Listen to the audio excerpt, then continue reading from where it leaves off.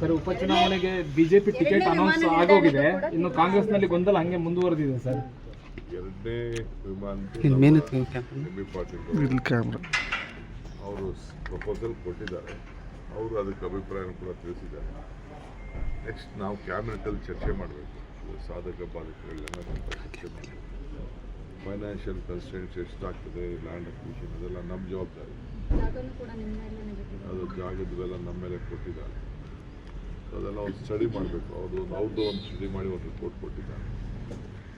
ಇದು ನಮ್ಮ ಏನು ಹೈಟ್ ವಿಚಾರ, ಡಿಫೆನ್ಸಿಂದ ಏರ್ಪೋರ್ಟಿಂದ ಏನು ಸಮಸ್ಯೆ ಆಗ್ತಿತ್ತು, ಅದಕ್ಕೆ ಇನ್ನೊಂದು ಒಳ್ಳೆಯದು ಅಂದರೆ ಅವರು ಇಂಟರ್ನ್ಯಾಷನಲ್ ಸಿಟೀಸಲ್ಲಿ ಏನೇನು ತೊಂದರೆ ಆಗ್ತಾಯಿತ್ತು, ಅಲ್ಲಿನ ಮಾನ್ಯತೆಗಳಿದೆ, ಅದನ್ನು ಕೂಡ ಅವರೊಂದು ರಿಪೋರ್ಟು ಮಾಡಿದ್ದಾರೆ.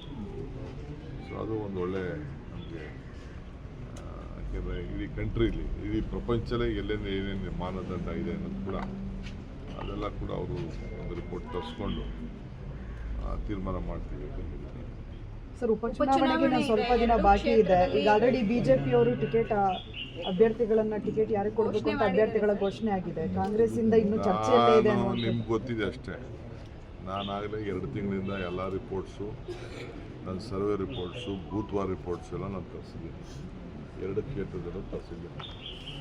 ನಮ್ಮ ಟೀಮು ಅವರು ಹೋಗಿ ನಮ್ಮ ಲೀಡರ್ಸ್ನು ಕಳಿಸಿದ್ದೇವೆ.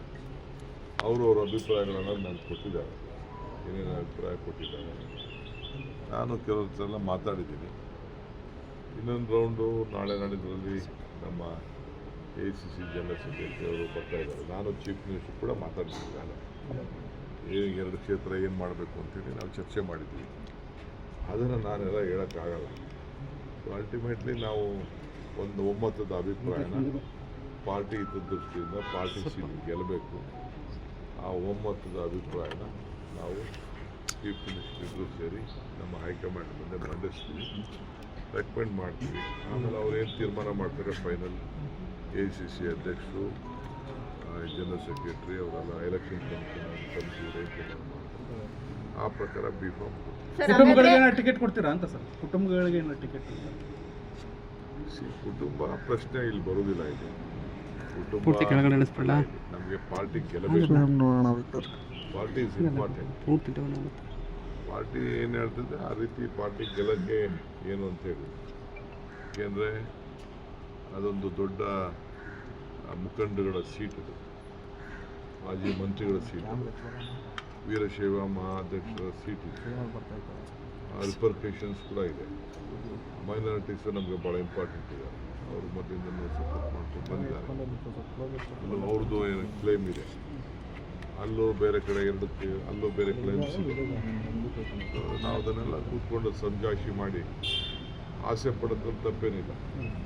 ಎಲ್ಲರೂ ಕೂಡಿಸ್ಕೊಂಡು ಮಾತಾಡಿ, ಈಗ ನಮ್ಮಲ್ಲಿ ಎಷ್ಟೋ ಜನಕ್ಕೆ ನಾವು ಅಕಾಮಡೇಟ್ ಮಾಡಿದ್ವಿ. ನಾವು ಯಾರು MLAಗಳು ಟಿಕೆಟ್ ಕೊಡಲಿಲ್ಲ ಲಾಸ್ಟ್ ಎಲೆಕ್ಷನಲ್ಲಿ, ಎಲ್ಲರೂ ಹೆಚ್ಚು ಕಮ್ಮಿ 70% ಮಾತು ಕೊಟ್ಟಿದ್ದು, ಅವರೆಲ್ಲ 10 ಬಂದಿದ್ದು, ಎಲ್ಲ ನಾವು ಅಕಾಮಡೇಟ್ ಮಾಡಿದ್ವಿ ಪೊಲಿಟಿಕಲಿ. ಸರ್, ಈಗ 2 ತಿಂಗಳ ಮುಂಚೆನೆ ನೀವು ಒಂದಿಷ್ಟು ಮುಖಂಡರ ಕರೆದು ಮಾತಾಡ್ಸಿರೋದು ವಾಸ್ತವ ಏನಿದೆ ಅನ್ನೋದನ್ನ ತಿಳ್ಕೊಂಡಿದ್ದೀವಿ ಅಂತಂದ್ರೆ